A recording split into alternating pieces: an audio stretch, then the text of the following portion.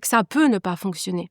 Et c'est extrêmement difficile pour une maman de devoir pousser son fils vers un rêve alors que je l'avais pas accepté au départ. Donc ça m'a demandé un travail déjà d'accepter ça. Et puis quand il me dit maman c'est ma passion et qu'à 3 ans je lui colle un ballon de basket parce que je veux pas qu'il fasse du football, je comprends à un moment donné que je peux pas aller contre ça.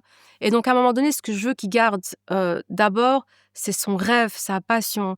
Si tu as un rêve, tu as une passion, tu dois le faire jusqu'au bout et c'est ce que moi je veux lui apprendre. Mais je veux surtout lui apprendre que si ça marche pas, et je lui dis pas les choses comme ça, je lui dis, il y a d'autres options. Tu es quelqu'un d'autre en dehors de ce qui se passe sur le terrain. Une passion, ça peut être traduit à travers le foot, ça peut être traduit à travers plein de choses. Et ce que je vais retenir du football, en tout cas de ce que j'en ai appris aujourd'hui, c'est que, quand tu as un rêve et une passion, ça sert à rien d'essayer de t'enlever ça parce que tu vas continuer à t'orienter vers ton rêve et ta passion.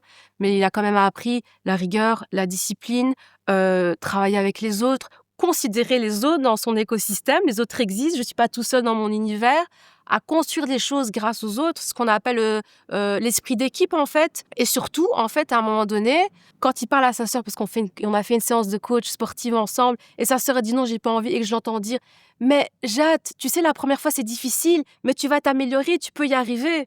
Ça, je me dis, ça c'est du haut mental, ça. Donc voilà, il a appris ça grâce au foot, grâce au terrain, grâce au haut mental. Et ça, c'est quelque chose qu'il va garder, toujours, quoi qu'il fasse plus tard.